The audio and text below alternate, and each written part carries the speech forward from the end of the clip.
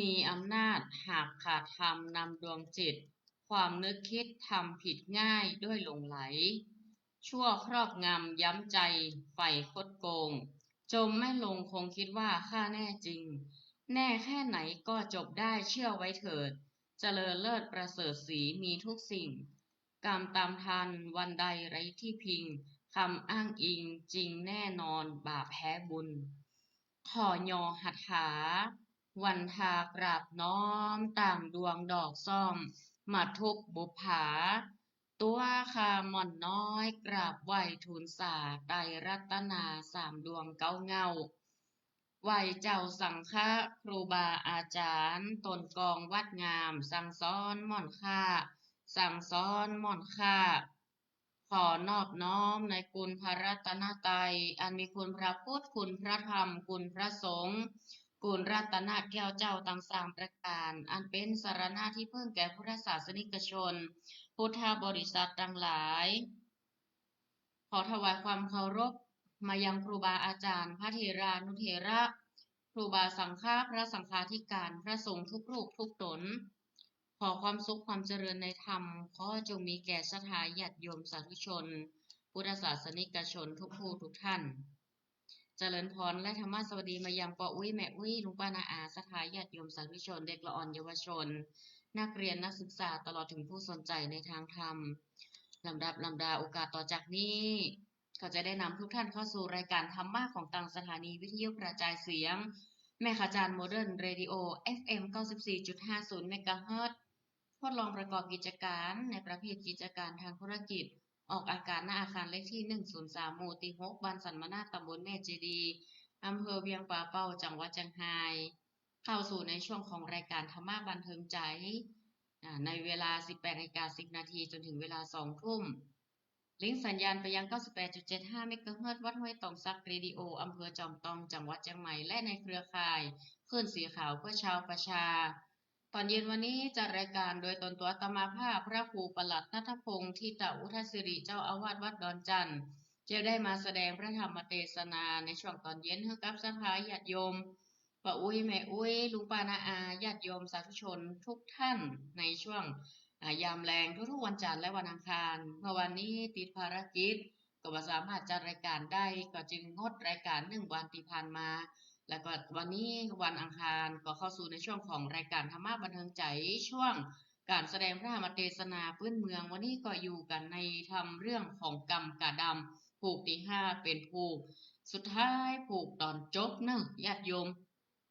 ตั้งอกตั้งใจสดับรับฟังในผูกที่ห้าเป็นตอนจบแล้วนะพออุ้ยแม่อุ้ยเฮาตั้งใจสดับรับฟังยามพระธรรมเทศนาในช่วงตอนเย็นวันนี้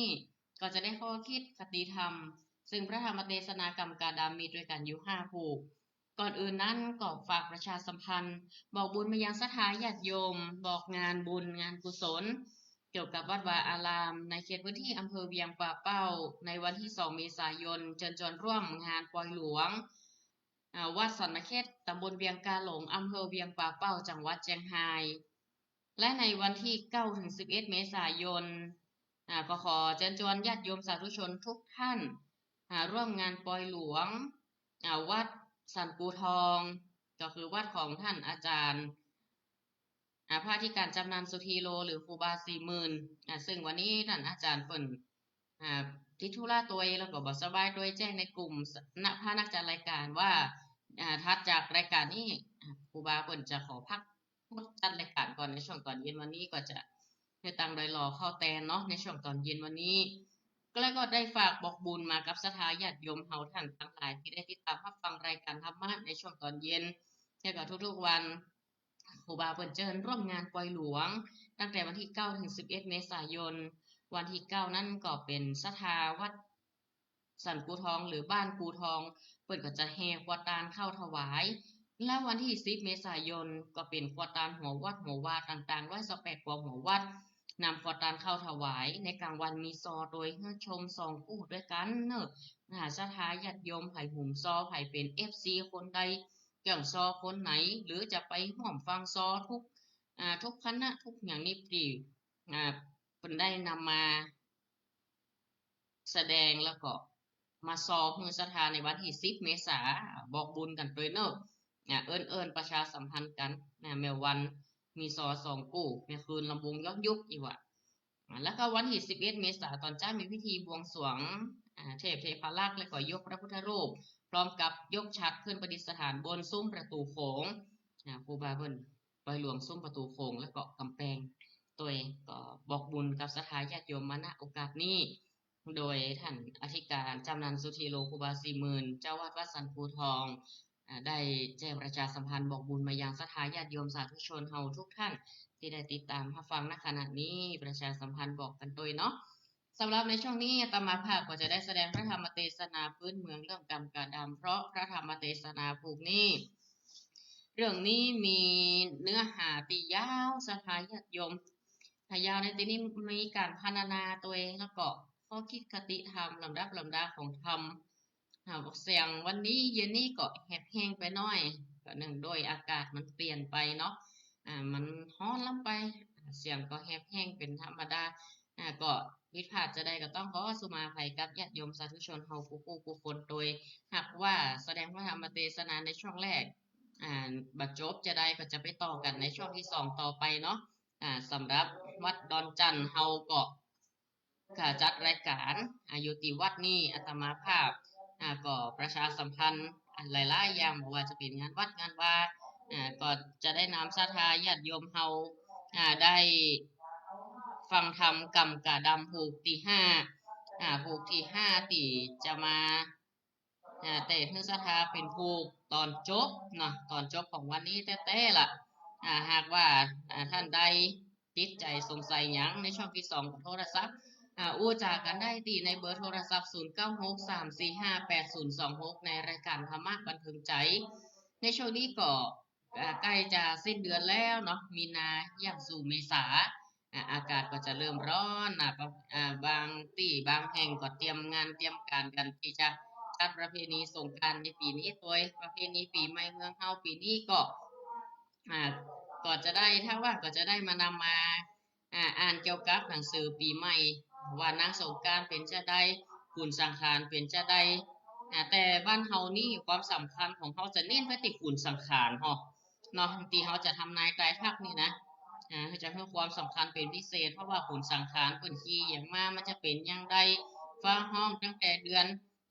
ฟังเอาเดือน5เป็นต้นมาเดือน4เดือน5ฟ้าห้องรัดใดมันจะเป็นอย่างใดอีหรอกอันนี้ส่งปีใหม่เมืองถ้าว่างก็จะได้นำพระธรรมเทศนามาเทศน์ให้กับศรัทธาญาติโยมที่ปีนี้เพิ่นทำนายทายทักกันไว้อย่างใดโบราณหนโลกของเฮาสำคัญไปวันใดอย่างใดขี่ไอ้หยังมาอีน่ะ จะขี่ปิกอัพก็เราเก่งบ่ฮู้ว่าปีนี้น่ะศรัทธา ก็อดใจฟังกันเนาะญาติโยมถ้าสัปดาห์หน้าจะมาเทศน์ให้ทุกท่านได้ติดตามรับฟังสำหรับในช่วงตอนเย็นนี้อาตมาภาพก็จะได้แสดงพระธรรมเทศนาก็ลืมบอกผลศรัทธาก็ช่วงนี้ก็มีการบวชภาคฤดูร้อนหลายๆที่หลายๆวัดหลายว่าเนาะก็ติดตามในการประชาสัมพันธ์บวชกุลบุตรบุตรหลานของท่านว่าเพิ่นมีการจัดงานบวชภาคฤดูร้อนที่ไหนสำหรับวัดดอนจันทร์ของเฮานี้บวชสามเณรฤดูร้อนก็จะบวชวันที่6 เมษายนวันจักรีเป็นวันจักรีจะบวชช่วงตอนบ่ายก็เชิญชวนศรัทธาใครลูกหลานใครจะมาร่วมบวชภาคฤดูร้อนก็ขอเชิญเนอะจะบวชห่ำบวชเฮียนก็ได้ก็ขอเรียนเชิญมาติดต่อที่วัดดอนจันทร์ได้ก็เป็นแห่งวัดหนึ่งที่จัดการบวชภาคฤดูร้อนนะครับบุตรหลานของท่านจะกี่วันก็ว่ากันไปหรือจะบวชตลอดบวชห่ำบวชเฮียนแต่ในที่ใกล้ที่สุดนี้ก็คือสิ้นเดือนนี้ก็ถือว่าเป็นวันที่เป็นอุดมมงคลที่จะได้อุปบันพิธีอุปสมบทนายชินนายสายใจหรือว่าไหนที่ได้มาร่วมจัดรายการกับศรัทธาญาติโยมเฮานี่แหละให้เป็น FC เป็นอย่างจะมาร่วมก็ขอเรียนเชิญเนอะที่วัดดอนจันทร์วันที่31 มีนา31 มีนาคมใกล้จะมาถึงแล้วล่ะนี่ก็จะเป๊กทุกเจ้า เป๊กเป็กจะเป็กละนะศรัทธาก็ฝากบอกบุญให้กับตังขึ้นสีขาวเฮาศรัทธาติดตามรับฟังมีเจตนาจะมาร่วมงานนะเดี๋ยวว่าโอ้เป็กแล้วจะได้มาบอกกันฮะบอกพี่แม่จะได้ไปร่วมกันนี้ก็แจ้งประชาสัมพันธ์เนาะ ต่อไปก็ตั้งอกตั้งใจสดับรับฟังพระธรรมเทศนากรรมกาดามเนอร์นะโมตัสสะภะคะวะโตอะระหะโตสัมมาสัมพุทธัสสะ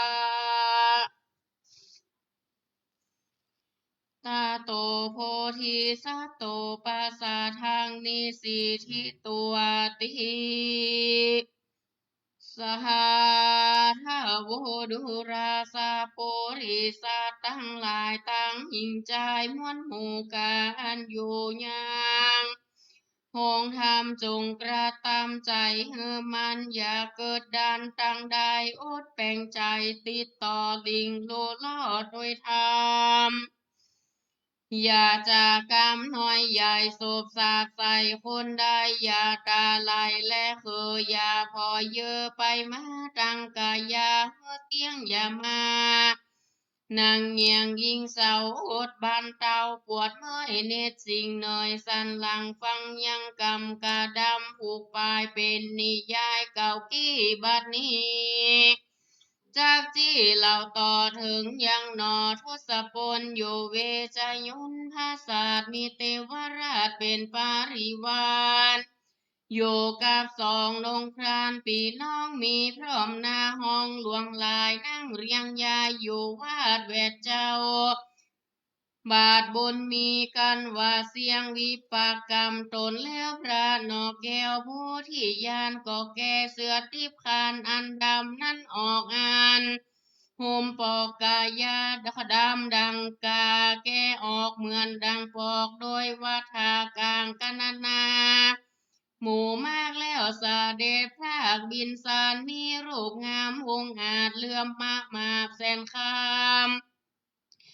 หนอผู้ทางแกเสือดำออกแล้วเป็นเสือติดแก้วแห่งตนกลางหมู่คนมากลายตนมุนีก่อเต้นขึ้นแผ่วป่องพื้นแนวปัตตุราส่วนพญาหินตาองค์อาจเป็นเจ้าราชแก่เทวดาตั้งลายเบ่งราษามีลายแหลบเลื่อมออกสะเสื่อมลีลาสองกษัตริย์ดาฟ้อนเล่นย่อหยอกเด่นเข้ากันฟ้อนรับกันบนอากาศปัตตุราไหลลงในมณฑลภาษาและนาส่วนนางกุมาลีตั้งสองปีน้องหากถูหันถูกต้องใจตนหันเสื้อองค์คำกำที่สองเจ้าที่ยบกรรมแล้วนำไปเผาไฟมุดหมอดเมื่อเจ้าถอดกายาสองโสภาพี่น้องสุกิ่งของกระบงก็มีแลนะตีนั้นพญาอินตาตนผ่านแถวแย้มย้อยแล้วเจียนจากกาวยางเพศาเพศานาอันใหญ่แต่ตนเต้าไทยเก่ากาทาวาวรธาตะเวจานาวังดังนี้เป็นต้นโพดุราบันทิตายังมีสองปัญหาสองจำหัวเกินนาวาเรือป้อยเผื่อขึ้นสู่ปะพัตตาโกจอมดอยปัญหานี้จะถูกทานทันใดจาระทางเกวาโรราชมาฟุ้งฟ้าดูดตะกังลอยลงวังแม่น้ำปัญหาลำทวนสองจากถึงทองตีแก่นจากถูกแม่นแก่อันใดจาตนอินตาถามแล้วองค์นอกแก้วกำกาจริงวันตาไขสารปัสสาหารเฮือแจ้งตามอินตาแสงจะถามจริงกล่าวกำงามจืนจ้อยว่าดูราหย่อซอยอินตาอ่านว่าปัญหาของตันนี้ข้าน้อยขอที่จะใครว่าโฟงคนให้โลกาลูกลาตั้งหนอฟ้ามาหากษัตริย์ตาบ่ปฏิบัติผู้ฉลาดยอมเข้าอำนาจแห่งโมหะเป็นมิจฉาบาบายบ่อยู่ตามไตกองทำหากเป็นคนขับปาฮึกยามันหันหลาบตันตามาเยียบมาอยากเก่าย่อ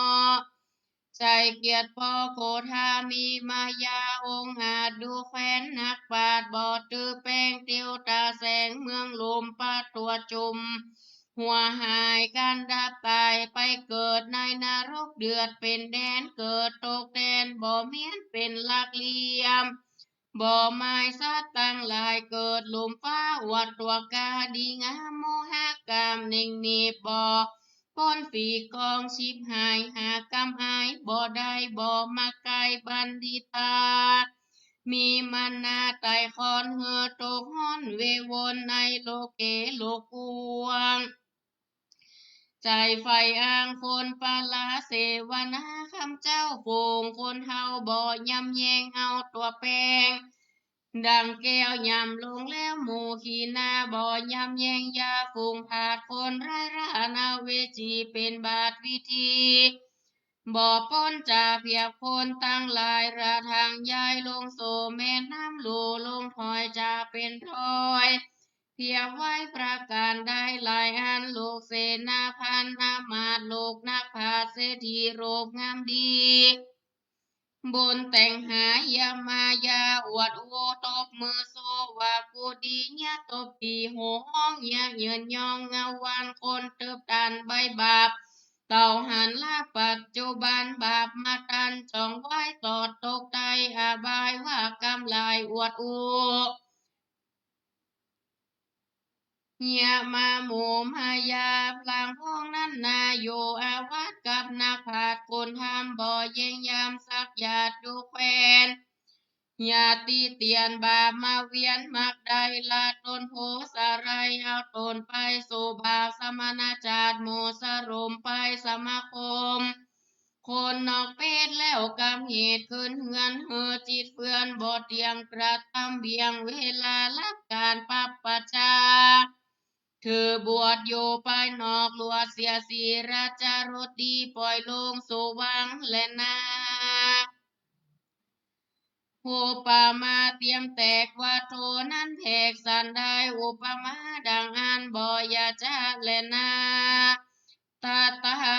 ในกาลายามนั้นอันว่าเทวดาทั้งหลายมวลมาโปงอันโยอากาศเวชโยนย่อพานมตนน้อมไว้ซึ่งปัญหาอันเทวดาวานเข้าตอกดวงดอกไม้พาพายงามเป็นสายเป็นเส้นเทวดาเต้นพายปูจาและนาส่วนอินตาธิราชจริงจะกล่าวถามหายังพุติยาไปยังปัญหาวดุรา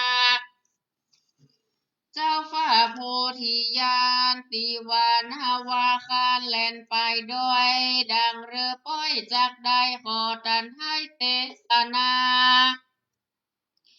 ไข่ขี้ยาไปนาดังตัวข้าไข่หูทองขอบัวตองหนุ่มเนาจุงไข่กาวเทศนาแก้ปัญหาเลิกยิงผู้ฆ่าจริงขอฟังส่วนนอจันโพธิญาณบุญสมปานแก่กาได้สร้างมาแต่บุเพจริงเตสนาเฮือแจ้งได้แสงกาถาวัตถุติยานาวาปาปะตังนาวาบันดิโตคารุธรรมาวิจาพลังโกดังดังนี้เป็นต้น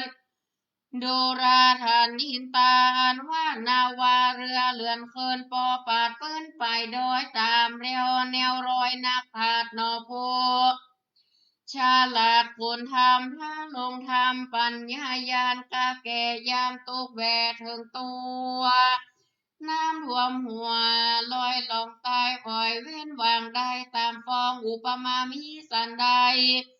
อุปไมยก็หากมีดังงานการรักษาองค์บอกเฮือทีมก่อยเกลือกิ้งเอาตัวบ่เมามัวตั้งบาบ่หันลาบลายประการบ่คบคนคานกาเกียดบ่บังเบียดเบียวสันใดบ่เอาตนไปสมสู่กาฟงไรหมู่ปาลาบันทิตาโพชาลาดบ่ประมาทนินทาสัปปาสิปามีบ่ไรตันเพียบไว้ปูนใดอานิสงส์ใสมาถึงบุญนำเติมคนโสเต็มวายโยไปลาง กลมาตานรอดกายยอมยกเฮอเถิงโศกบ่ม้อยมดหายเสียจากโอปมาเตรียมแตกเรือ นั่นแตกสันได้แลนะวานเหมือนนั้นพญายินตาได้ยินเตสนาแห่งพระบาทยกนิ้ววาดวันตาอากาศาเลือสานดังฟ้าลั่นจากผมดินเทวดา ได้ยินเสียงสวงเทวราต่างอนุโมทนาพรหมโลกา60,000ห้องฟ้าฝาดเปิ้นต้องตอรานีเหมือนปฐวีจักแตกม้างตกตีอ่างยอก่อนเมื่อพระพุทธรเศร้าเวยลาดเป็นตาภาพเมืองปาราได้เทศนาแก่หมู่เจ้า แล้วอยู่เฝ้าเป็นพญาก็มีในกาลายามนั่นแล ส่วนพญาอินตาก็มาเบิกบายใส่เจอเจ้าแห่งนอนเนากาดำเพื่อเป็นพญาธรรมตนใหญ่เบิกบายใส่น้ำมะก่อนเธอปาวรเสพสร้างยังเมืองกวางปาราว่าพญาปันทิตาเอกงางเธอเสพสร้างเป็นพญาเมืองก็มีวันนั้นแล เต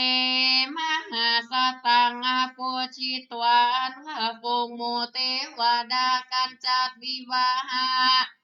เสร็จแล้วอาภิเษกแก้วนอราชาฟงเทวดาเหล่าฟ้าก็ไว้น้ำลาจาโตโลกาสีตาปากันยกย้ายโมริปนไปโสเมืองบนจัดฟ้าส่วนอันว่าพญา หินตาเจ้าฟ้าก็ไกลกาเกินไปโสตีเต้าโยติงสาก็มีวันนั้นแหละนาส่วนว่าพญากรรมดำกาก็ได้เป็นพญาปันทิตราชและตนนอกแก้วโพธาสเวยกรา เมืองกวางใจไฟอ้างยินดีจึงเฮอเสนาไปรับเอายังนางปากิกาญาเทา บ่เฮือโศกเศร้าพระการได้บนญาเทามีมากเจ้านาผาโพธิญาณเมื่อโตพันแต่ก่อนได้อยู่บ่อนเรือนยากาอุบายว่าหลอกเล่นตีเตียนเก้นวาจีกรรมได้กระทำประมาทตนยาได้กายนาหลายคาตุกิริยาบทบาทคาน้อยราชขอยกโทษแล้วเลี้ยงโผดโดยรางวัล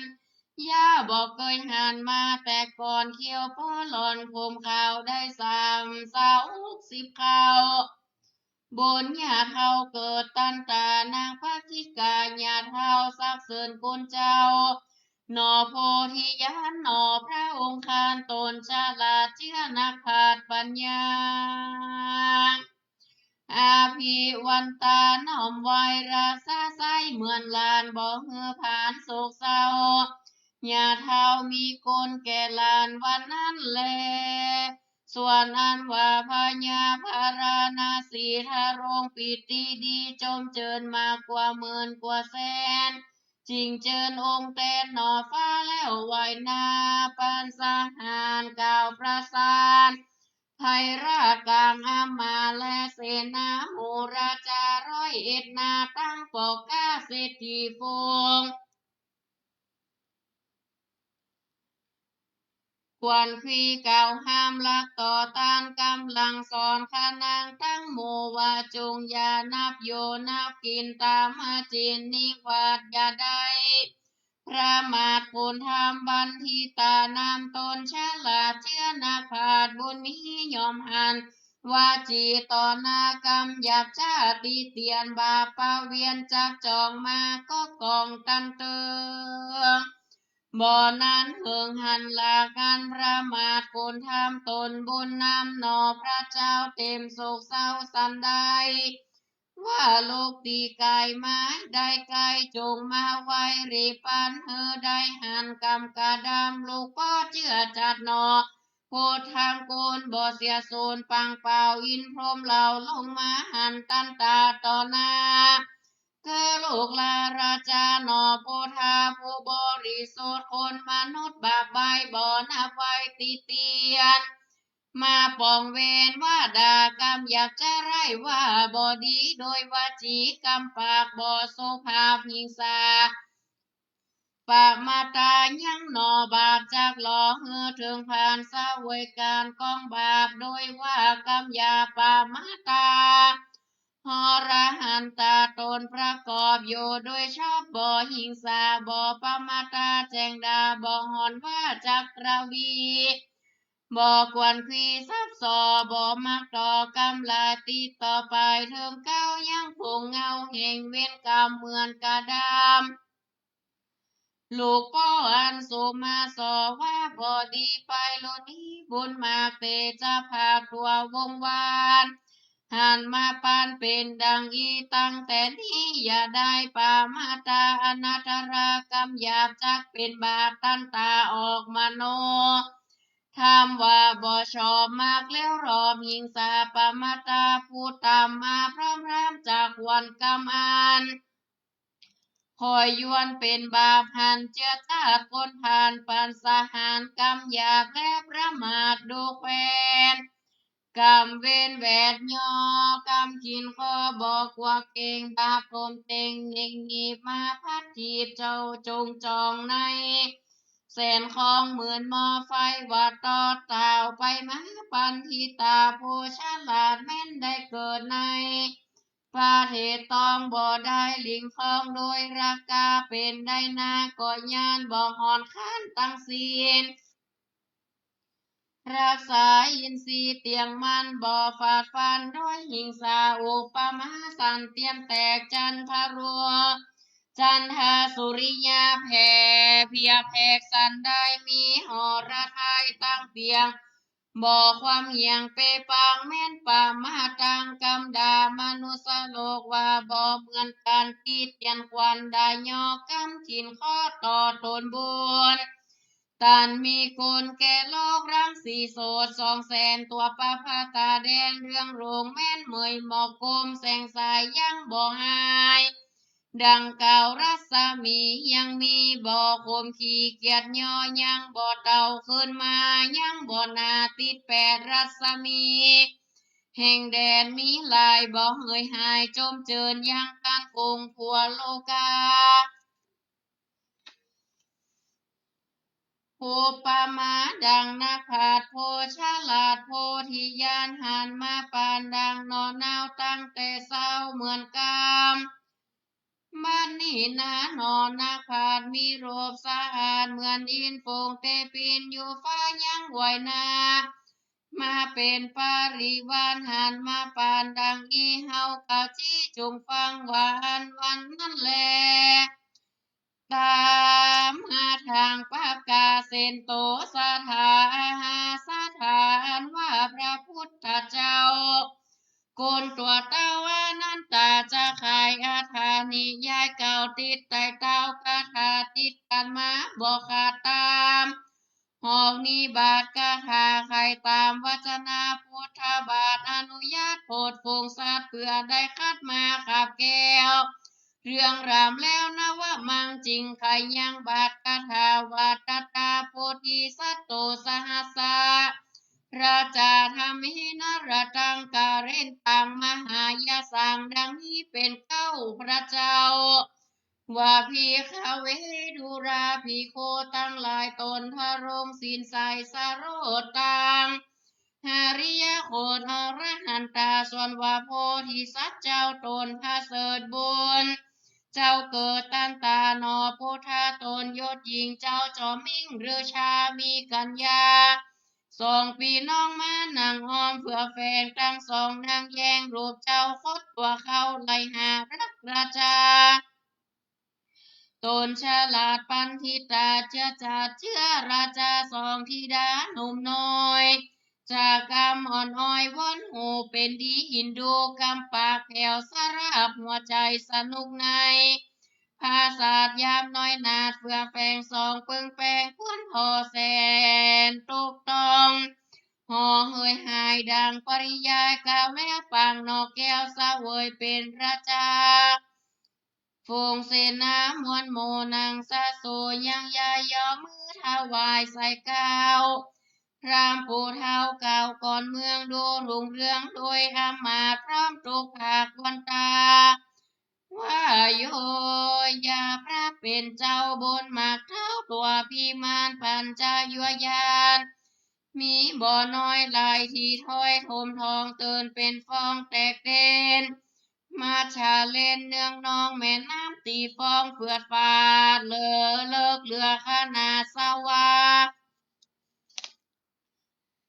ฝูงนากามวนเล่นน้ำตวนเทนเป็นสายตีฟองย้ายปั่นน้องจะเป็นสองแตกไว้บนพระแก่นไทยหากเหมือนกันแลนา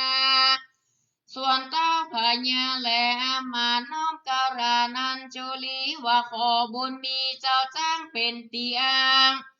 ฝูงคนสัพพะโทนมุงเมฆจ้างวิเศษเอราวัณเทวดานันเฝ้าอยู่จ้างเกี่ยวโกงเงย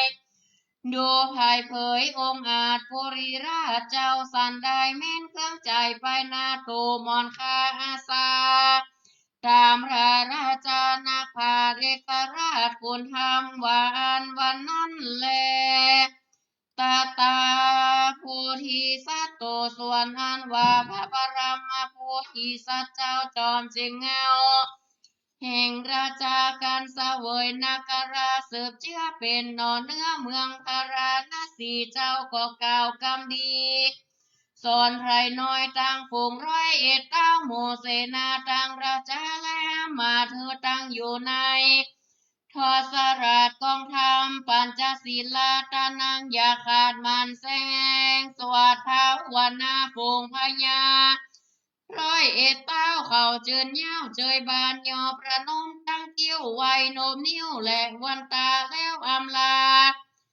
ไปรอเถิงโจจอดเมืองตนจำเอากรรมทศพลเจ้านักขาดอยู่ตามทศราชกองธรรม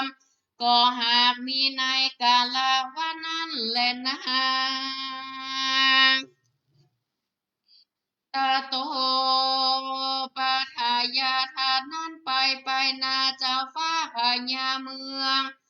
พาราณสีองค์พระมุนีตนก่อนเสวยการบอนเมืองใหญ่โฟงพลไพรอยู่สุขเสมได้7 ปีเต็มมารอดพระเจ้ายอดกาสัตตาก็มรณาไปโสยังสวรรค์แก้วโกตาวาติงสามีอายุวาสาไฟอ้างภาษาสร้างปึงเปล่ามีกัญญาสาว60,000สนุกเจิญใจบ้านก็มีแลนา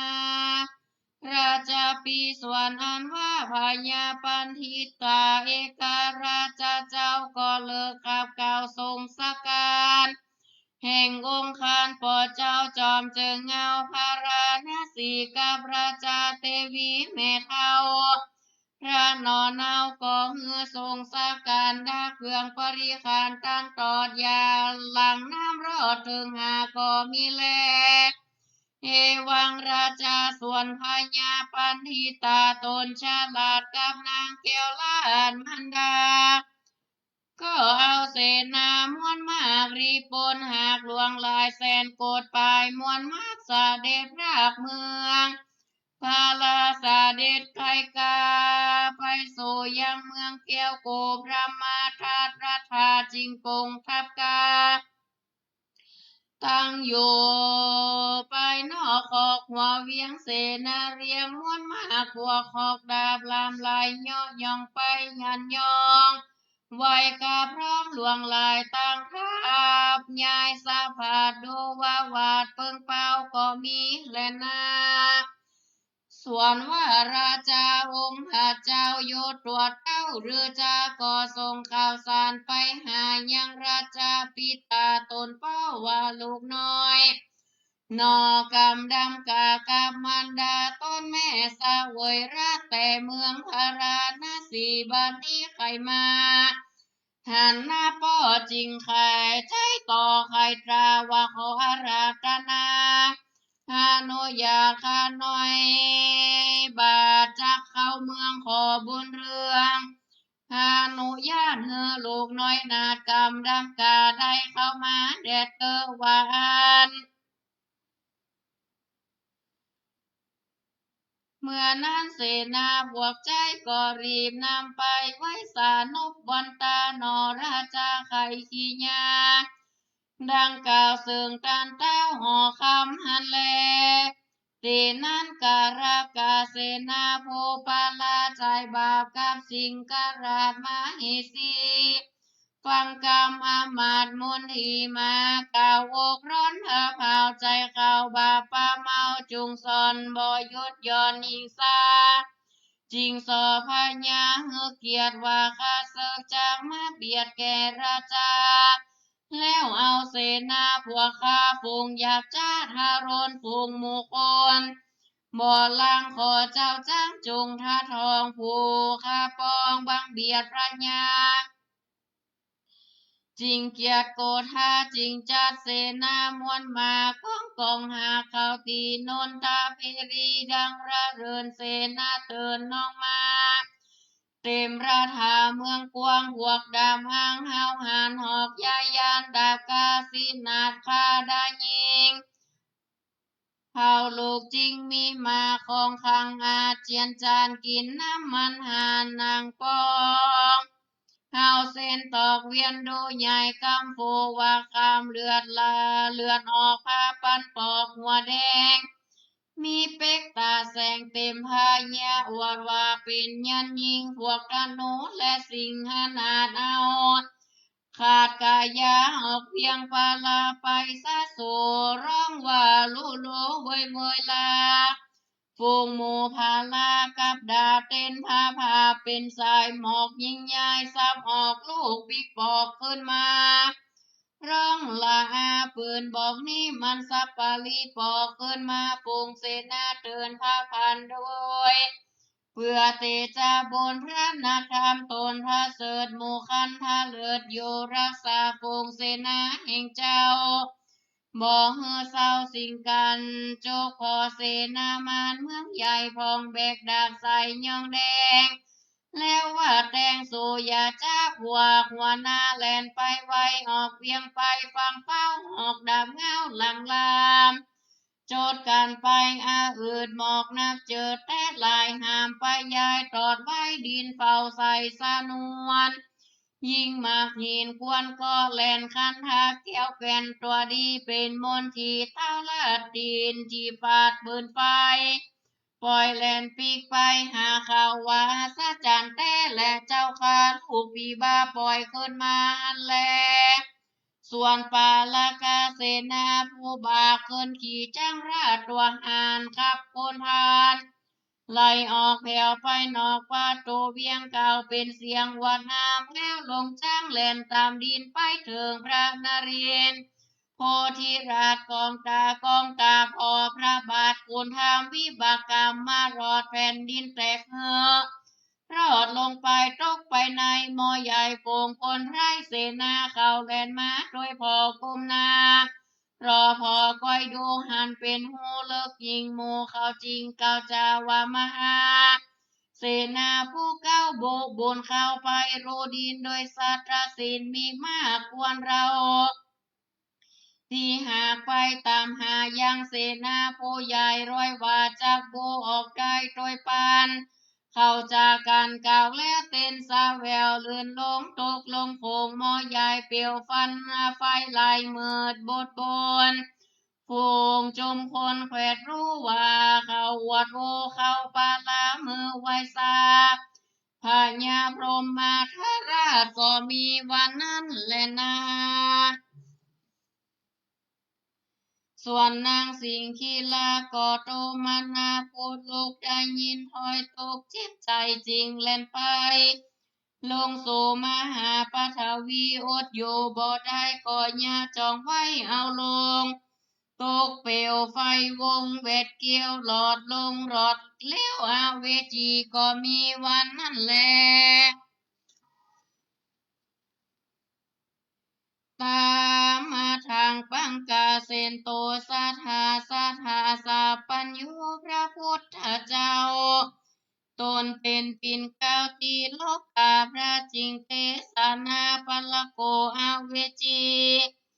สิงคีราปัทวิงอจิรโพธิสัตโตดังนี้เป็นต้นว่าภิกขเวดูราภิกขุตั้งหลายตนทะลงศีลใส่บุริยาจุงตังภาษาดาฟังอย่างรัสธรรมเทศนาวิเศษยังห้องเหนาสัจจันโดยเตจานาคามิมาปะโกฏหลักตันตาปลกาเสนาผู้ปอกับนางนาดนอสิงคีราสองปาละบับไม่หิงสานอไทยบุญนามหาปาทาวีจักลากเว้นไรหากโดยเต็งกรรมเว้นเน่งต่อหน้าตายความนาโสอาเวจีนานแสนปีออกบ่ได้ไฟโวไม่ตาวไปมาเพื่อบาปนากาหยาบกระตามไรราโพมีปัญญาเป็นหิตาแก่โลกและนาแม่นโพใดใดด่ากรรมไรว่าตีเตียนใจปองเวทยังนอตกไหลหลอถึงอกก็โดยกรรมศพตัวตายกรรมบ่ใหญ่หากแถมเหือถึงคำแกมกังแก้นเหือหนาเน้นเป็นกรรมเวนมาตันต่อหน้าดังกล่าวจามานี่แลนาส่วนว่าพญาพรหมตาตาราจารู้ว่าปลักกาเสนา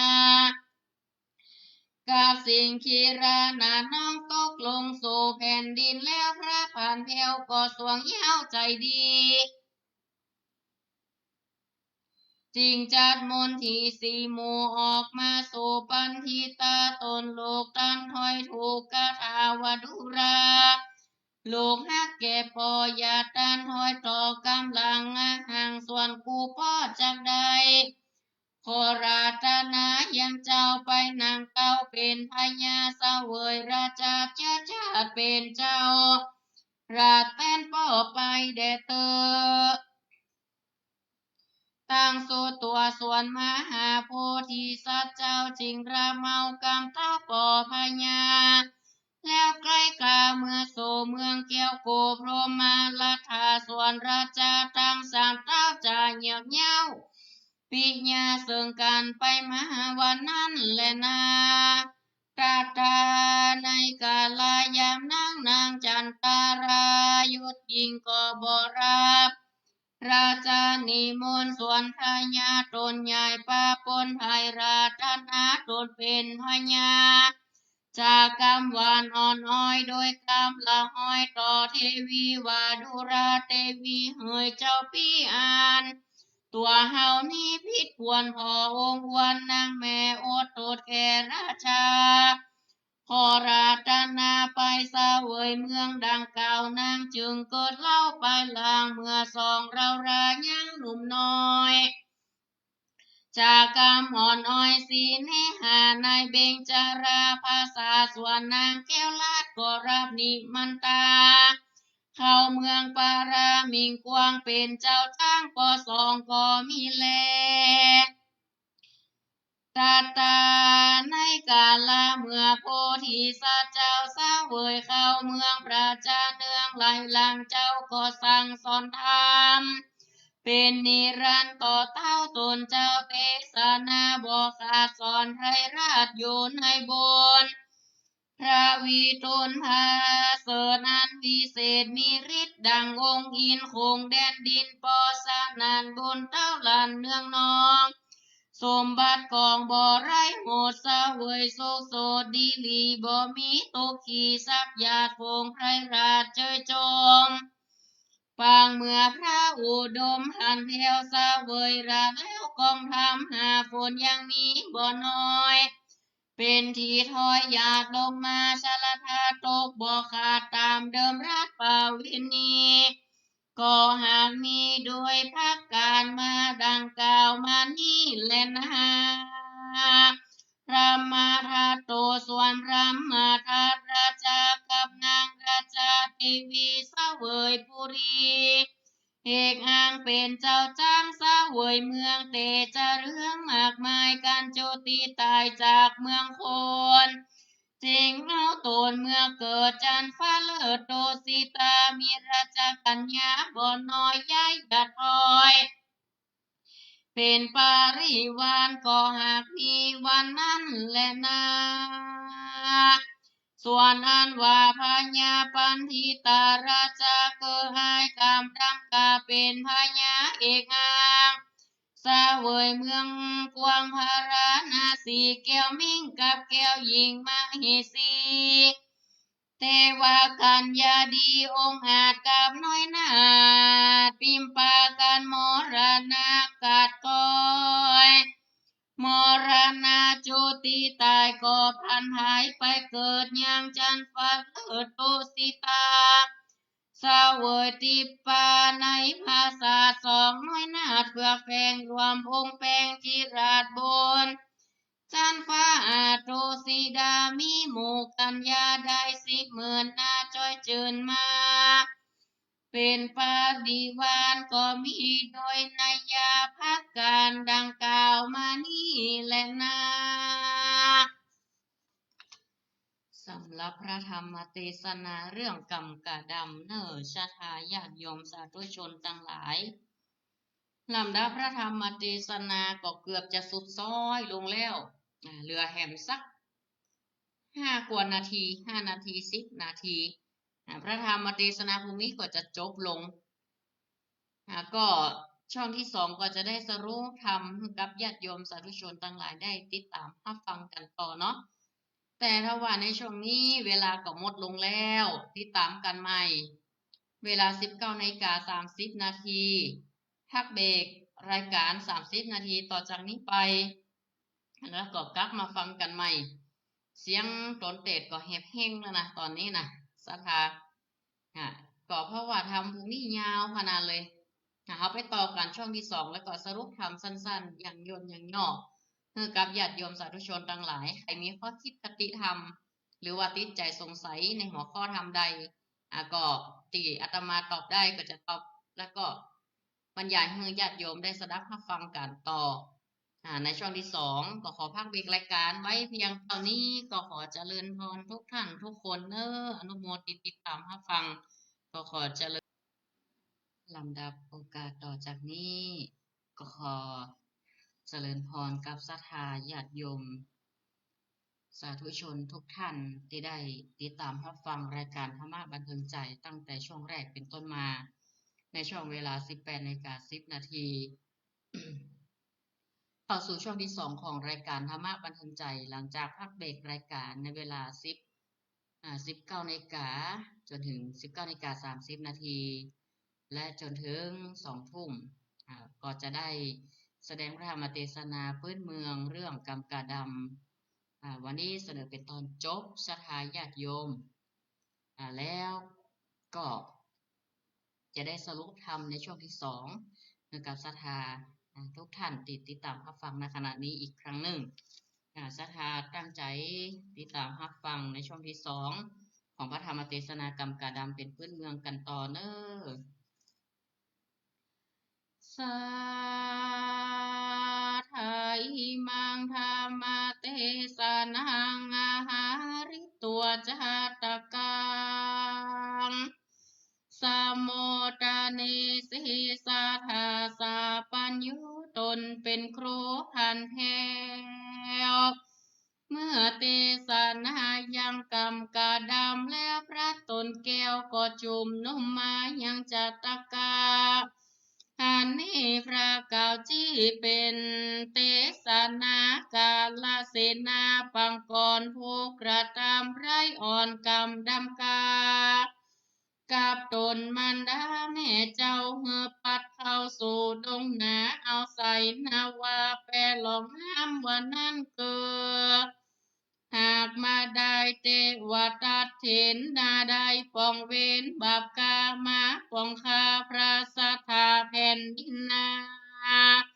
อดบ่ได้ยากจ้องไว้เหือตกลงไปเหนือกองไฟเปี่ยวทางไฟไม่เอาทมทองเวจีน้องเต็มฟังเดือดร้อนทางปวนกลัวในกาลาบัดนี้แลนาส่วนนางสิงกิราเมียน้อยแห่งยอดซอยราชามีวาจาสนสอกับตนป้อเสนา วันนั้นจินจะมานาวิกาคือหากมาได้นางบาปใบจินจะมานาวิกาใน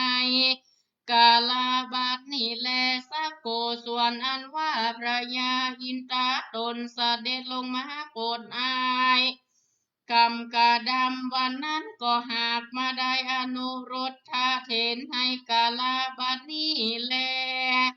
วิสุกรรมเทวบุตรวันนั้นก็หากมาได้มหาสาลีบุตรในกาลาบัดนี้แลส่วนพญาปาราณสีวันนั้นก็หากมาได้มหานันตาเถนเจ้าในกาลาบัดนี้แลอาจิการาจาอันเป็นพ่ออายกรรมกาดำวันนั้นก็หากมาได้พญาสรีโสโทตนานเป็นพ่อพระสัทธาในกาลาบัดนี้แลส่วนปู่ย่าเฒ่าแก่อันเลี้ยงแม่กำกาวันนั้นก็หากมาได้อนาถาปิณฑิกา เศรษฐีสองผัวเมียในกาลาบานนี่แลสาปีส่วนยาปากิกายญาเทาอันเลี้ยงเจ้ากรรมดำวันนั้นก็หากมาได้นางประชาบดีโคตามีในกาลาบัดนี่แลส่วนอันว่านางราชาธิดาปิมปาวันนั้นก็คือหากมาได้นางยโสธรางามแงอันเป็นแม่แห่งเจ้ารักหุนเทนในกาลาบัดนี่แลเทวกัญญาปีส่วนนางเทวกัญญาวันนั้นก็หากมาได้นางโอปลาวนาเฮรีในกาลาบานีแลราชนวนว่าพระยาและเสนามาตั้งสองเมืองวันนั้นก็หากมาได้บริษัทตั้งสี่ก็ภิกขุภิกขุณีอุปาสกาผู้ปาสิกาแห่งพระตถาคตาในกาลาบาดนี้แลปันทิตาราชาอันว่าพญาบัณฑิตตนมีพญามากวงบ่ใจปุกคโลโยสามสารสามัญได้เลยเอวังโลกานาโถก็คือหากมาได้ตนโกพระตถาคตาตนเป็นติจังติเพิ่งแก่โลกทั้งสามคือกามโลกรูปโลกอโลปโลกในกาลาบัดนี้แหละนาตุ้มเหภาวันตาตั้นตั้งหลายได้ฟังแล้วจุงจำไว้ในมโนตวลาวิธีจิตก็จะสมฤทธิแก่ตั้นตั้งเมืองฟ้าและนิพพานก็เหือตั้งเครื่องปริวานบ่อน้อยอันละลอยเป็นทาโดยบุพาลาจาดวงดอกกลางตุงออกยังยายรูปเตียนลายมีมากพระติดหากลายดวงจอตุงหลวงยัวริยาพาเขาลาดเต็มตามทูบเตียนงามกลมหอยย้ายอย่าถอยเป็นแถวเพดานแล้วกลางกลางกอยอ้อยคันหยาดยังยายยอก่อนทวายยกยืนแปลงใจจืนดาฟังว่าจะนางอยากคือโซนจะเป็นบุญนำมารอดเมืองเตียวยอดเนลปานก็หากโดยประการดังกล่าวมานี่แหละนะเตสนาบริโยสาเนสาธิกาในเมื่อแล้วธรรมเทศนากรรมกาดำอันนี้แล้วส่วนอันว่าเจ้าภิกขุและปุถุชนคนตั้งหลายก็ได้ถึงยังธรรมวิเศษนี้พระเปตวาโสดาสกิทากามีอรหันตานาการหันตามบุญสมปานแห่งตนอันใดกัตตาธิการมาแต่ก่อนก็มีวันนั้นบ่อยาจะแลนะนิทิตังกิญาสังวันนานายังกรรมกาดำผูกปลายเป็นนิยายเก่ากี้ก็บังคมสมเรศเสดบัวรามวนกาละกวนเต่านี้ก่อนแลสาธุสาธุสาธุลำดับพระธรรมเทศนากันสุดซ้อยเนาะญาติโยมสาธุชนทั้งหลายไอกรรมกาดำที่ได้พลัดพรากจากบิดามารดาแม่ของตัวเก่าสุดท้ายแม่ก็ได้ถูก โรหิตอาจารย์แป่งกรรมแป่งความฮือโดนไหลออกปลัดผากกันเนาะสถาก็ไปอยู่กับหญ้าเท่าส่วนไอ้กรรมกาดำหรือกรรมดำกาเนี่ยก็ไปอยู่กับหญ้าปักขิกาหญ้าเท่าแห่แม่ก็ไปอยู่แห่มสองตายายแห่มคนหนึ่งก็ได้ผจญภัยละเหหนก็โดยเหตุที่ได้สั่งสมคุณงามความดีเอาไว้ก็ได้ผ่าน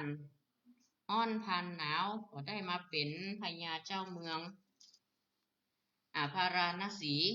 จากบ้านเมืองของตัวเก่าน่ะก็ได้มาอยู่เมืองพาราณสีก็ด้วยกรรมสัจจะแล้วก็บารมีแห่งพระโพธิสัตว์เจ้าที่ได้เสวยจาดเป็นไอ้กรรมกะดำเนี่ยก็มีเทวบุตรเทวดาจนตลอดถึงพระอินทร์เปิดก็มาเพื่อความช่วยเหลือเพื่อความอุปถัมภ์อุปถัมภ์บ่เฮือได้ตกทุกข์ได้ยากแถมอย่างหนึ่งเปิดก็ได้สั่งสมคุณงามความดีสร้างบารมีไว้มีพญาปัญญานักตอบปัญหาจนได้เป็นพญาเจ้าเมืองญาติโยมศรัทธาทั้งหลายพญาอินทร์ก็พยายามจะเฮือคนทั้งหลายพญาเจ้าเมืองทั้งหลายฮู้ในปารมีแห่งพระโพธิสัตว์ที่ว่าตัวดำกำดำเขียวนี่นะถอดรูปออกโอ้มีความงามหน้าตาดีขนาดเลยนะแล้วก็บัจเจหน้าตาดีอย่างเดียวพญาอินทร์ก็ลองภูมิด้วยการถามปัญหาอย่างต่างๆอย่างพระพัตตาปู่จอมดอยนาวาเรือปล่อยเผือกขึ้นสู่พระพัตตา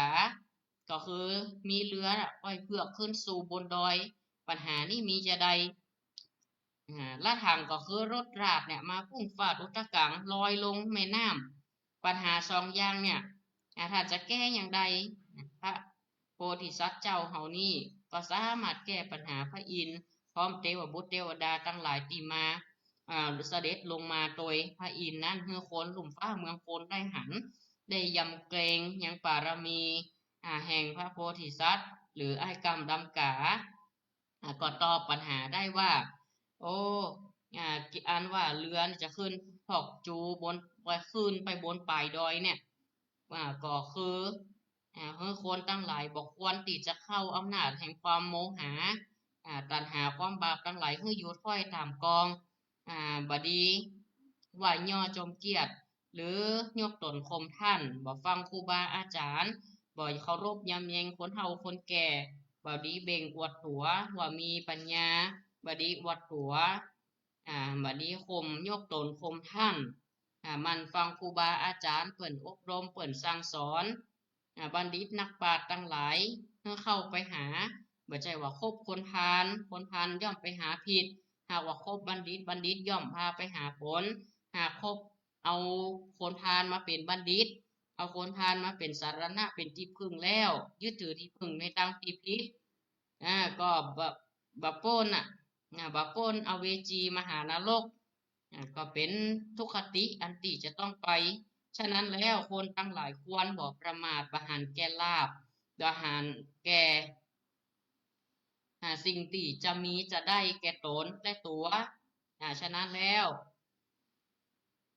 ก็บันทิตาเจ้าบันทิตาพระยอดมุนีเฮาก็สามารถตอบปัญหาได้ตอบปัญหาได้กูอันกูอย่างแล้วก็ปัญหาอันทวนสองนั่นก็แก้ปัญหาได้ว่าโอ้เฮาตั้งหลายเกิดมาแล้วเนี่ยก็ควรตั้งอยู่ในคุณงามความดีที่ปัญหาพระอินทร์ที่ว่านาวาคารแล่นไปดอยแล่นอยู่บนไปดอยเนี่ยจะเป็นอย่างไรก็ใครฮู้ก็คือว่านอโพธิญาณก็กล่าวให้แจ้งว่าปัญหาอ่านว่านาวางปันทิโตคารุธรรมวิจาพลังกุนังเนี่ยก็ขอเรือตีลอยขึ้นไปเพราะปาดไปดอยตามแนวนักผาดคนตีหู้ที่มีปัญญามีความรู้ยามตกถึงตัวก็น้ำท่วมหัวร้อยล่องใต้หรือคอยเว้นห่างได้ตามฟองอุปมามีฉันใดกับอุปมามีดังอันก็คือแม่นบัณฑิต จะตกต่ำอย่างใดก็ตามแต่ย่อมว่าละทิ้งซึ่งทำเปรียบเสมือนไม้จันทร์ที่มีกลิ่นหอมแม้จะแห้งก็ยังมีกลิ่นหอมอ้อยสู่หีบยนต์ก็ยังบ่ทิ้งซึ่งรสหวาน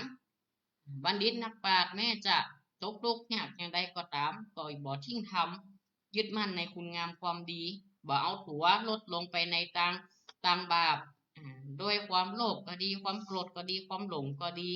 ก็ย่อมปาให้ตัวนั้นได้พ้นจากทางทุกข์ยากเมื่อไปลุนก็ได้พระอินทร์พร้อมกับหมู่เทวดาทั้งหลายได้ยินอันก็ยกมือวันทาว่าสนั่นปันปื้นแผ่นดินธรณีฟ้าฟาดลงธรณีกึกก้องพรหมโลกเป็น60,000ห้องห้องสั่นสนั่นหวันไหวเมื่อนั้นพระภูธรที่เสวยราชเป็นเต้าพาเมืองเนี่ยก็อยู่เฝ้าเป็นพญาอินทราก็มาเบิกใบใส่จื่อให้ใหม่ว่าจากไอ้กาดำเนี่ยเพื่อเป็นพญาทำตนให้ใหม่ใส่จื่อให้ใหม่เพราะมีคุณธรรมชื่อว่าพญาปันทิตะพญาปันทิตะขณะนั้นนั่นเองเจ้าก็อยู่เสวยเมืองเสวยเมืองแทนพญาตนเก่าแล้วก็แต่งงานกับลูกสาวเพื่อนเนาะอันว่าพญาพาราณสีก็ปิติดีก็หันตันตาหันบุญหันกุศลต่างๆโอ้ว่าองค์นี้เจ้าเนี่ยถูกใจเนาะเอามาเป็นคนตีประเสริฐรู้นี่เฮาหมู่เฮาตั้งหลายบอกควรไปประมาทดูแควนอันใดที่มันล่วงแล้วก็แล้วต่อกันบ่ได้เป็นเวรเป็นกรรมกันขนาดนั้นหลังจากขึ้นครองราชเจ้าก็เอาเท่าญาปักขิกาเอามาเลี้ยงตัวเอามาเลี้ยงมาอยู่ในเมืองนาคาลาเนี่ยโอ้ญาปักขิกาก็บอกว่าอู้ตั้งแต่เขี้ยวปลอนผมปขาวเนี่ย30 เข้าเนี่ยยังบ่เคยหันกำเตือไผจะฉลาดให้จะมาประเสริฐจังอี้แห่งกล่าวสักเสริญพญาปันทิตะหรือไอ้กรรมทำกาเนี่ยก็ฮักเหมือนลูกเหมือนหลานส่วนพญาปาราณสีโอ้มีความสุขความยินดีปูปอกก้า101หมู่ราชา101หน้าปอกก้าตั้งหลายเข้ามาอยู่ร่วมล่มในธรรมปารมีแห่งเจ้าหน่อพระโพธิสัตว์เจ้าแห่งจากนั้นศรัทธาญาติโยมเจ้าก็เอาแม่มาอยู่ด้วยเนาะแล้วก็2 เท่าอย่างมู้น่ะเอามาอยู่ด้วยก็ปกครองเมืองด้วยความสุขทุกข้ามเจ้าก็เทศสอนเพื่อกับหมู่บรรดาประชาราษฎรเสนาอำมาตย์ทหารตั้งหลายก็อยู่ดีมีสุขเหมือนกันผู้คนเมื่อตนพญาปันทิตะปกครองเมืองพาราณสีในขณะนั้นศรัทธาพระพุทธเจ้าก็ได้แสดงกล่าวคาถาให้กับภิกษุทั้งหลายเห็นว่าบัดเจ้ายังอีกตอนนั้น2 นางแยงรูปเจ้าคดตัวเข้าไหลหาก็ฮักราชาตนฉลาดก็คือทุกคนเนี่ย2 ธิดาหนุ่มน้อยก็อยู่ด้วยเจ้าพญาปันทิตะมีความสุขแล้วก็ปฏิบัติทุกคำเจ้าโดยหน้าที่ผู้เป็นเมียเนาะเป็นเมียก็หลังจากนั้นส่วนเต้าพญาอมาตย์ก็น้อมกราบวันทาเป็นตีเอกอ้างสัพพะคุณอย่างต่างๆลือทั่วอาณาเมืองตั้งหลายก็มีรัศมีบุญเปรียบเสมือนว่าแม้นว่าเมฆฟ้าจะหนาปานใดแต่รัศมีแห่งพญาเจ้าเมืองตนมานี้บ่เกิดที่จะบกบางไปไหนลำดับไปนั้นพญาเมืองพาราณสีก็จุมปกครองไผ่ฟ้าอยู่ได้7 ปีมาหอดเจ้ากษัตริย์องค์กรก็ตายไปเนาะก็ไปเกิดใน เมืองดาวติสาแล้วก็ปราสาทมีตายไปก็มีนางกัญญาปราสาทส่วนว่าพญาปันธิตา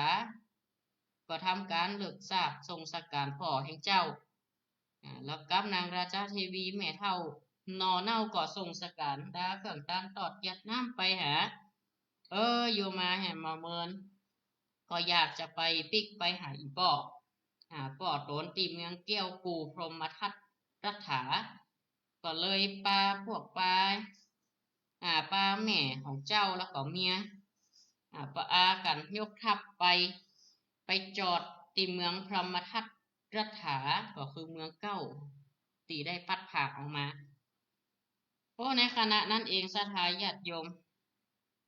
ก็เขียนจดหมายเข้าไปเนาะส่งสารส่งสารไปหาเข้าไปยังเมืองว่าวันนี้ลูกใครหันหน้าอีป่อเอกอะขออนุญาตให้ข้าน้อยเนี่ยได้เข้าบ้านเข้าเมืองไอ้กรรมดำกาน่ะขอได้เข้าบ้านเข้าเมืองไปไหว้ไปสาซึ่งพญาเต้ากษัตริย์แต่ในกาละนั้นสถากาลกาเสนาเนี่ยที่แปลงโตดแปลงกรรมจนได้ถูกในประเทศออกบ้านออกจองเนี่ยสถาญาติโยมใจบาปกับสิ่งข้าหะมเหสีเมียของมันฟังกรรมอำมาตย์มนทีมาบอกให้ฟังก็ใจห้อนขึ้นเผาเหมือนจะไฟจะสุ่มในจิตในใจในกายของก็คล้ายๆว่าแปลงสารให้ไหมอ่ะว่าว่ามีซึกเข้ามานะก็ไปบอกพวกโจธาอามาตย์เสนาทั้งหลายว่าอาสาจะไปฮุบไปพาบเนาะยกคนไปตึงโม่สถาญาติโยมคนเก่งหน้าไม่ปืนพาอย่างยกไปประชิดกับพระโพธิสัตว์เฮาก็คือพญาปันธิตาหรือไอ้กำดำกานั่นเองโดยยุทโธปกรณ์อันใดตีเปิ้นว่ากถาดียกไปหมดสถาญาติโยมหอกดาบเง่าต่างๆไปกันอดเอาสุดท้ายนั่นก็ยิงปืนมาก็ปืนลูกปืนนั้นก็ปิกไปที่เก่ายิงธนูมาธนูปิกไปที่เก่าที่ปิกไปที่เก่าต่อหน้าตันตาด้วยบารมีธรรมแห่งพระโพธิสัตว์ของเฮาวิบากกรรมเริ่มมาหอดมาเติงสถาญาติโยมแผ่นดินบ่สามารถที่จะรองรับบาปกรรมเวรแห่งแห่งอันนี้ได้นะที่ว่าหมู่ฆ่าคนมนถีเนาะแล้วก็คณะตีอาสาไปสู้กับเจ้ากรรมดำกาเนี่ยสิงคหราชมเหสีอันนี้เป็นเมียเนาะสถาญาติโยมอันนี้เป็นเมียแล้วก็ผู้ตีปู่ปั๊บของพระโพธิสัตว์เจ้าเฮานี่เป็นผู้มีใจบาปก็คือกาลกะเสนากาลกะเสนาแผ่นดินบ่สามารถรองรับเอากรรมชั่วไว้ได้มอมรหกแผ่นดินได้แยกออกมาหูบเอาลงมอมรหกเปลวไฟหูบขึ้นตั้งมืดตั้งบนฝูงคนตั้งหลายได้หันยังอั้นตั้งอกวันสั่นวันไหวยกมือไหว้พญาพมทัตส่วนนางสิงคีลาก็เกิดโทมนาก็คือตุกโศกได้ยินก็เจ็บใจใจหล่นลงไปพอว่าผัวแห่งเจ้าเนี่ยผัวแห่งเจ้าเนี่ยเป็นจะได้ก็การกาเสนาเนี่ยที่โดนทอดอันนี้หูก็ใจเววนเนาะด้วยความโตมนัสความทุกข์อกทุกข์ใจในขณะตีนางหล่นเข้าไปเนี่ยแผ่นดินก็เนี่ยจ่องเอาลงเอาไว้ตกเป็นเปลวไฟแวดเกี้ยวแล้วก็ลอดสู่เอาปลาล่างของนางนั้นลงสู่หม้อนะฮกตามมาทางประกาศเซนโตในขณะนั้นพระสัมมาสัมพุทธเจ้าก็กล่าวว่าภิกษุทั้งหลายผู้ใดได้ตั้งโสตประสาทดาฟังนั้นก็จะมีปัญญายังแสดงพระธรรมเทศนาต่อยังแห่งห้องอัศจรรย์ไว้ว่าก็ด้วยความมหัศจรรย์อัศจรรย์ของพระโพธิสัตว์เจ้าปาลกาเสนาผู้ปอกกับนางนาดนอสิงคีลาสองปลามาไม่หิงสานอไทยบุญนะมหาปัตวีก็จักลาบเป็นสองลงสู่หม้อน้องฮุกเป็นตีเรียบร้อยหมู่เสนามาทหารทั้งหลายที่ยังมีชีวิตอยู่บางคนก็โดนเอาเวจีหู หมู่ที่เหลือก็ยกมือไหว้ขอสู่หมอกสู่มาแล้วก็ขณะนั้นเองพญาโคมทัตราชาฮู้ว่าปาลกาเสนาสิงห์คิราซึ่งเป็นน้องต่างแม่โดนแผ่นดินหูไปละก็ปอกมาเข้าไปสู่ในเมืองไปหาผู้เป็นปอกก็ได้อู้กันอู้จากัน แต่ว่าผู้เป็นแม่เนาะ สีน้อยอกน้อยใจว่าจะได้ว่าโอ้เฮานี่บ่ใครเข้าไปบ้านไปเมืองต่อใดอ่ะอีกอะหากว่าบ่อยากเสวยเมืองอย่างเก่าปิกมาหอดอย่างเก่าละเพราะว่ายังบ่ฟังทีฟังดีๆเมื่อเฮาได้ออกจากบ้านจากเมืองไปด้วยความตีน้อยใจเนาะแต่ว่าพญาเจ้าเมือง ก็บอกว่าโอ้เฮอยังได้เขาก็ขอสุหมอกสุมาขออภัยกันขึ้นว่าเฮาเมื่อเฮายังหนุ่มยังน้อยเฮาอยู่ร่วมกันในปราสาทอู้กันไปกันมาผู้เป็นเมียนั่นก็ยกโทษเฮอก็คือแม่ของพระโพธิสัตว์พญาโคมรัตถานี่ก็อยู่กับลูกในขณะนั้นกับลูกกับเมียได้พร้อมหน้ากันในขณะนั้นเองประชาชนตั้งหลายต่างมาดูบารมีแห่ง อ่าพระโพธิสัตว์เจ้าเฮาคือพระเจ้าปันทิตาพระโพธิสัตว์เจ้าเฮาแล้วก็ว่ามีบุญเอกอ้างอ่าเป็นผู้ที่มีความเรื่องลือเปิดลือชาไปเป็นจะได้หน้าตาจะได้เจ้าบัจจัยยังตะกอนเนอะอันนั้นเป็นแค่รูปลักษณ์ภายนอกคนเฮาที่จริงมาดูกับภายนอกเนาะคนเฮาต้องดูนี่ภายในเปรียบเสมือนว่า บางทีรูปลักษณ์มันบ่ได้บ่งบอกความดีหรือความชั่วมันอยู่ที่จิตใจของคนบ่ได้บอกว่าคนรวยคนจนจะดีคนรวยจะดีเสมอไปบอกว่าดีมีทุกบัณฑิตนักปราชญ์คนเหงาคนใบ้ย่อมตายเหมือนกันหมดแต่ว่าที่ไปก็คืออยู่ที่กรรมคุณงามความดีต่ออันพระพุทธเจ้าได้เทศนาอย่างพระธรรมเทศนากรรมกระดานเพื่อภิกษุทั้งหลายก็จุ่มนุมมาอาตมาภาพก็ขอย่นย่อไว้เพียงเก้าอี้ก็จะได้หับสายหน้าไม้ศรัทธาญาติโยมตอนนี้โอ้มี3 สายไม่ได้หับสักสายตอนนี้จะเปิดสายหับไม้แล้วเนอะหับไม้ละหลังจากที่หยุดด้วยกันกับปอสมควรเก็บเวลาก็อ่า ผู้คนแบบพ้นความแก่ความเจ็บความตายก็ไปบังเกิดเป็นเทวบุตรเทวดากันอย่างกันบนสวรรค์ชั้นฟ้าก็ตั้งพ่อตั้งแม่ของพระโพธิสัตว์ก็รวมถึงพระโพธิสัตว์เจ้าพรหมทัตเจ้าพรหมทัตหรือว่าพระปาทิตาเนี่ยก็ตายไปก็เวียนว่ายได้เกิดสมคุณงามความดีสุดท้ายก็ได้มาเกิดแก่พระตถาคตพระพุทธเจ้าของเฮาในจักรนี้นั่นเองในการสร้างสมบารมีในแต่ละชาติละชาติมาภิกษุทั้งหลายรวมถึงประชาชนชาวบ้านที่ได้มาห่วมรับฟังพระธรรมเทศนาก็ได้ถึงโสดาสกิทาอนาคาและอรหันตาตามบุญสมปานแห่งการสั่งสมคุณงามความดีในแต่ละคนก็ได้ดวงตาเห็นธรรมห้องได้บรรลุเป็นโสดาบันสกิทาคานาคาอรหันต์ในขณะนั้นเองอาตมาภาพก็สรุปไว้เพียงเท่านี้ก็จะทับสายสัก2-3 สายเนาะเวลาก็ใกล้จะหมดแล้วตอนนี้19:56 นาที0963458026เนอะสุมาภัยโดยพระธรรมเทศนาภูมินี้ยาวเนาะจะย่อจะได้ก็กึดอยู่นะพยายามให้สั้นที่สุดให้เหมาะสมกับเวลาที่ศรัทธาได้ติดตามรับฟังก็จบลงไปในวันนี้กรรมกาดำสัปดาห์หน้าจะเอาอย่างมาเตะสถานก็ตั้งใจรับฟังกันต่อ0963458026ถ้าคงจะรับสายได้เห็นสัก2 สายเนาะ0963458026สายแรกเจริญปอนจากตังได้อ๋อแม่อุ้ยเขียวกะแม่แม่ชื่อว่าใดก็น่าจำได้โยแม่อุ้ยเขียวนะชัดเจนดีบอ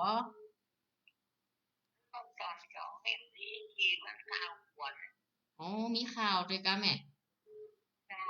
อ๋ออันนี้บอกว่านะต้องปรับสัญญาณเนาะแม่เนาะต้องปรับสัญญาณเนอะอนุโมทนาสาธุเนอะเจริญปอนอยู่ดีมีสุขเหมือนกันกูคนสายต่อไปเจริญปอน แม่จ๋าจากตังได้จำตองเจ้าจอมตองจ้าโยมโยมแม่ละอ่อนนี่เนาะเจ้าชัดเจนดีบ่โยมแม่จากจอมตอง98.75ชัดเจนดี ยกสมบูรณ์แล้วเนาะจบเรียบร้อยวันนี้ ยาวขนาดไหม ตอบมันเรื่อยกงข่าวชั่วโมงป่ายก่อนนะ จะเอาเรื่องใหม่มาแถมจ้าเดี๋ยวจะหาเรื่องใหม่ก่อนแม่ จ้าเดี๋ยวจะหาเรื่องให ค ม่ น มา โต๊ะ เตะ ว่าคุณน่ะ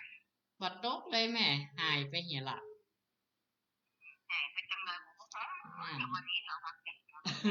ตั้งแต่เพิ่นว่าฝนจะตกตั้งแต่ต้นตั้งแต่วันที่มาเช้ามาสักอย่างแม่โยมแม่บัดตกกำแล้วเลย แข่งกันนั่นแหละ อนุโมทนาเนอะโยมแม่เนอะติดตามรับฟังเนาะ รักทำมาสูงเออ เจริญพรสาธุสาธุอยู่ดีมีสุข กำลังใจให้เธอทำถูกเอ อ อ นุโมทนาสาธุสายต่อไปเนอะแม่ไลเจริญพร แต่ถ้าคุณแต่ไม่ได้ยินฟ้ายินผีนะมาข่าวศูนย์ โอ้ถ้าตั้งสถานีนะเนาะเข้าศูนย์ได้ไหมแต่ ตั้ง7:30มาไม่ได้ยินแต่ก็ยังศูนย์เข้า โอ้เข้าศูนย์ไม่เหี่ยแต่ ศูนย์เป็นนั้นถ้าอาจารย์มันนั้นดังน้อยเดียวแล้วก็ข่าวนะข่าวแห้งเหรอ ข่าวแห้งเหลือแหมหมอ ไม่ได้ยินฟ้ายินผีสักอย่างอ่ะ อ่านเป็นอย่างอ่านต้องตามเดี๋ยวต้องแจ้งทางสถานีกันเนาะแม่เนาะปั๊บเนาะข่าวมันสูงจ้ะ ดังขนาดอ่ะ อืม ถ้ามาเนี่ยเป็นข่าวศูนย์ อันยังไงอนุโมทนาเนอะแม่เนอะอันจ๋าเข้ามา สาธุสาธุเจริญพรหมดเวลาพอดีหมดเวลาศรัทธาญาติโยมสัปดาห์หน้า เจอกันใหม่ ทุกวันจันทร์อังคารเวลา 18:10 นาทีจนถึงเวลา 2 ทุ่ม การแสดงพระธรรมเทศนาพอสมควรแก่เวลา เอวังก็มีด้วยประการราชนี้เจริญพรเนอะ